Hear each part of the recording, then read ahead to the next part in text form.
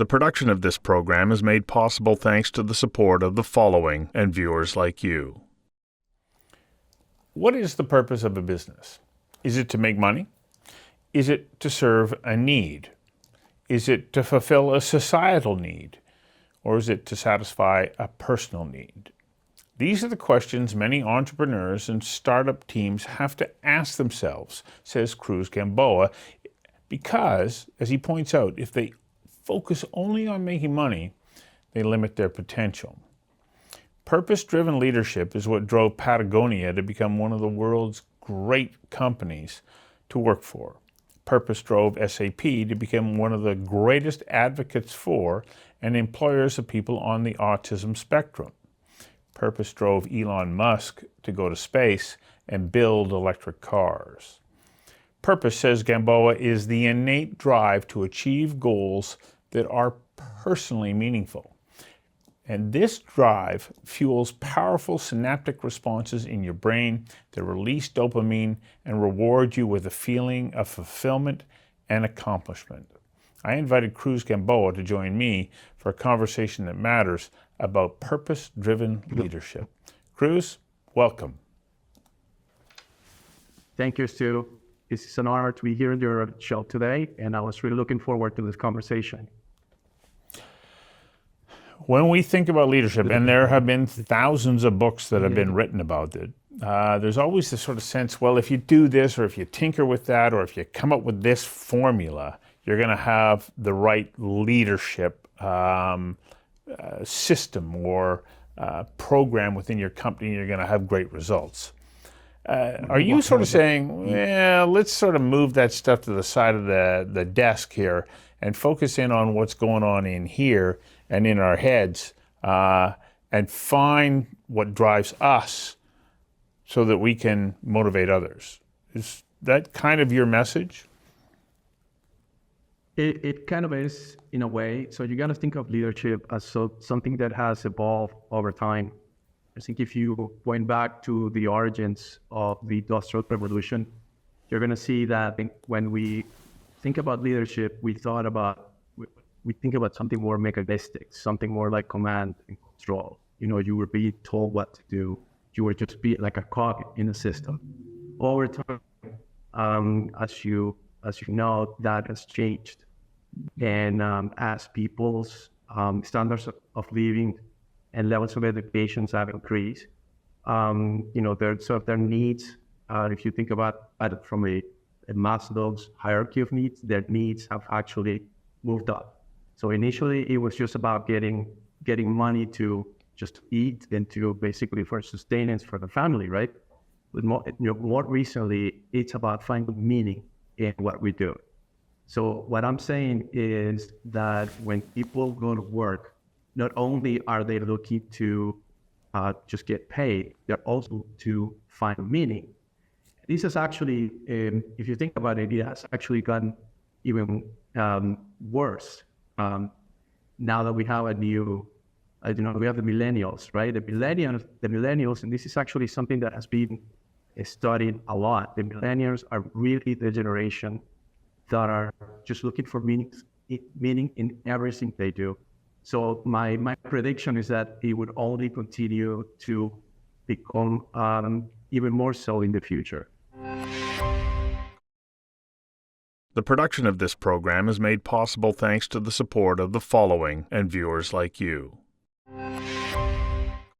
As I listen to that, I go, okay, I want to have meaning in the work that I do as well. But I also go, the bottom line has to work. Like I can't divorce myself from the business and the business model that needs to be able to support what it is that we're doing that creates meaning. So how do you go about reconciling those two requirements? Yes. Well, thank you for that question. I think sort of the maybe 20 or 30 years ago, the logic was that profits and shareholders were the most important thing. They came ahead of employees, the employees, and everything else. Over time, we've realized that we need people in order to have functional businesses. even to create new technologies and innovation, to have outstanding customer service. So your employees need to feel fulfilled, and they need to feel like with a sense of belonging to your organization. So I guess what I'm trying to say with purpose is that it does not need to be divorced from profits. And in fact, we have now plenty of evidence that companies that have actually focused on their mission and their purpose have created profits that far exceed those of the companies that actually do not follow that recipe. Just think about you mentioned a couple of companies that have actually done this really well. Patagonia is one that everybody recognizes. And everybody that works at Patagonia, they love the company. Everybody that knows the story about how Patagonia thinks and acts, love the company. And a lot of people buy their products because of that. And if you actually were to plot the profits compared to other companies in their same industry, you will probably see that they just do much better. And another example that you also mentioned that I would like to touch is Elon Musk. You've never heard, even though Elon Musk is probably one of the richest people in the world, you've never heard him say that he does this for the money. Elon is really convinced that what he's doing is really going to advance humanity.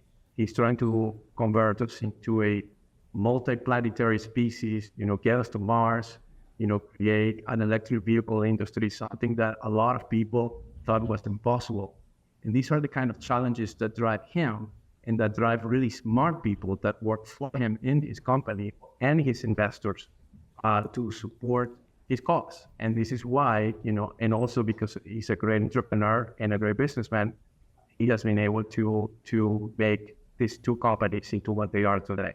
So what I'm trying to say is that, and it's not only me saying, it's actually there's any research that retention rates, profits, valuations, all the typical metrics that we would actually use to look at a company, they are just far superior to those companies that do not put purpose ahead of profits. So it's almost like I'm thinking about the build it and they come kind of thing, it's like that. When you lead with purpose, profits is your reward.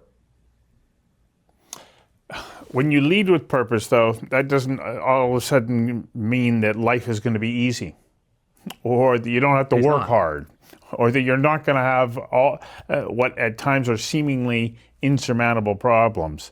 But how does purpose then help you address those challenges that all businesses, especially startups or small businesses, face? What does purpose bring to be able to help to overcome those challenges? Focus. The key word is focus. When you're clear about the purpose, everything else is noise. You start saying no to the things that do not align to your purpose. You start doing more of those things that actually do align with your purpose. You create followers, employees, suppliers that fully align with that purpose. And this is how you are able to deliver a product or a service that is far better to those companies who are not clear on purpose and they're just basically trying to do different things to see what's going to stick. And that's basically a very unfocused way of running a business. So I just think that it is kind of a subtlety in this. And that when we say that you need to lead with purpose, it doesn't mean that that is fluffy, that profits are not important, that efficiency is not important. It's none of that. It's actually quite the opposite. Is that you actually care so much about your purpose that everything aligns solely to the mission. And as I just mentioned, there's plenty of evidence that with companies that actually do that, they tend to do much better than those that do not. The production of this program is made possible thanks to the support of the following and viewers like you. You know, you mentioned Elon Musk. We look at SpaceX now and go, yes, what a thriving success. But it wasn't guaranteed. As a matter of fact, I think they were on the cusp of failure, and yet Elon Musk kept going. What role did purpose play in him? What seemed to be an action against remarkable odds against. He kept going when so many other people would have quit. What role does purpose play in getting him to continue to be committed to his goal? It gave him resilience. I'm actually in the process of listening to the audiobook on Elon Musk's biography by Walter Isaacson, which by the way, for those of you who love to read about entrepreneurship, this is a must, or anybody in leadership for that matter. And you can see how, to your point, that company was in the verge of bankruptcy. In fact, they had that third attempt for a launch that actually went mad, and they literally didn't have any more money to do another launch, and he ultimately had to borrow money, issue more shares, just do all sorts of gymnastics to be able to fund the last try, and ultimately they were successful. I mean, he literally put all of his money into this, and the only explanation possible for somebody to do something like that is that he really believed in the mission. So it's really about resilience. It gives you the conviction and sort of the inner drive to do things that others are probably would not dare to do. And you've seen that in other entrepreneurs out there. I mean, many entrepreneurs, many companies, many startups have been on the verge of going bankrupt, just running out of money. And because of the resilience and the conviction of the founders of those companies ultimately made it through. I mean, there's also lots of stories about those companies that didn't make it. It doesn't necessarily mean that they weren't leading with purpose. I mean, you have other elements as well, like, whether the idea was good enough, whether you had the right team in place, implementing whatever product or service the company was doing. There's obviously many variables, but I go back to purpose as being sort of that one element that gives entrepreneurs the resilience and the conviction to just push to levels that others are not necessarily comfortable doing so. So when you say to somebody, well, what's your purpose? Or they might go, I don't know. As a matter of fact, finding purpose is one of the great existential questions that so many people ask themselves. What's the meaning of my life? If we have trouble finding that for ourselves just in the meaning of our lives, what's the process that you help people go through to try and identify what purpose their business has, and how you can draw the team together to coalesce around that same mission? Do you have a formula that you help people go through to start to identify that purpose and then confirm that it's a valid goal?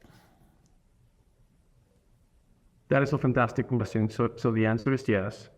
And depending on whether you're doing this for a company or for an individual, the process is slightly different, but it's basically the same. Purpose has to be something that is, believe it or not, quite emotional, because it has to do with basically an inner belief, a core belief that is sometimes hard to articulate.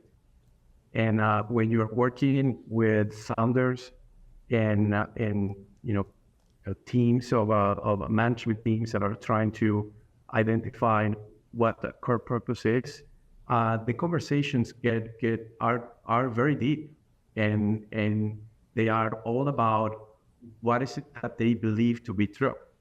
What is it that, you know, helps them get up in the morning to come to the next day, to continue to do the job, to continue to put all the fires that need to be put out, and to continue to just basically keep pushing, not only for them, but for their employees, for their families, and for the mission.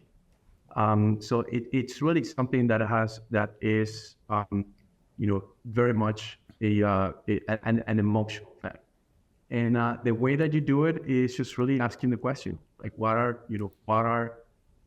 the things that you are excited about? What are the things that you really care about? For some people, it's actually easy. Like, for example, for those companies like in the clean tech industry, they care about the environment, for example, right?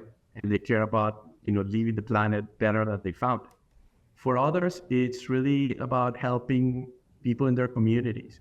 For others, it is, creating a multi-planetary species. That's Elon Musk, right? That's his purpose. He wants to just take human beings to the next level outside of our planet. So for all of us, it's going to be different. And it's also, I gotta say that it's different. It's a different exercise when you're doing it at the beginning of a company than when you're actually trying to ask a question for a company that has been in operations but didn't really have a purpose other than just to do a business.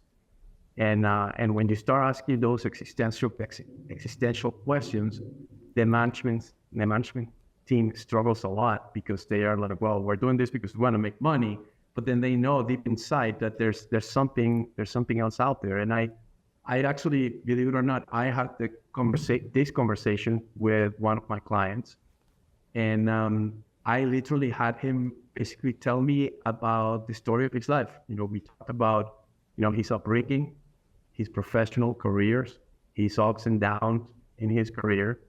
And then we started talking about, I have him tell me a little bit about some of the great stories and the feedback that he's heard, that he had received from his clients in the past. And then he actually said something that it was just kind of like, aha. We had an aha moment when, he mentioned that one of his clients said that basically, whatever the service, I can't really talk about his business, but whatever the service that he did for them saved her life.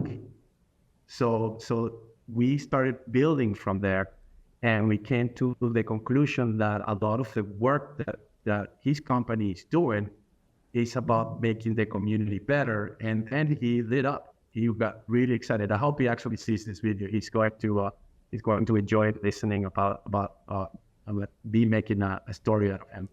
But that's basically it. It's about what gets us excited. I mean, if we don't get excited about what we do, then why do it? Only for the money? I don't know. It's maybe something for each one of us to ponder in our personal time. Huh? The production of this program is made possible thanks to the support of the following and viewers like you. So as you're speaking, I can't help but sort of think about my own journey as an entrepreneur. I started, and I would say that my purpose was to try and prove something to myself. Could I do this? Because I spent a good portion of my life wondering or worrying that I wasn't good enough. And I actually quit my job, talking about being uncomfortable. I had a good job, but I quit because I wanted to go out and test the limits of my ability. And oh my gosh, was it ever hard. Like, I made every single mistake that you can imagine. But I never gave up, because at that time my purpose was just to prove to myself that I could do this. And it seems like an odd purpose to have a business about, but that is what drove me even in the darkest possible days. But then as things progressed, and I'm now 25, 26 years into this, my purpose is completely different. And so I guess I bring that up in how often do we have to keep re-examining what the purpose of the business is? That is actually a great question, and I'm going to tell you why it's a great question because I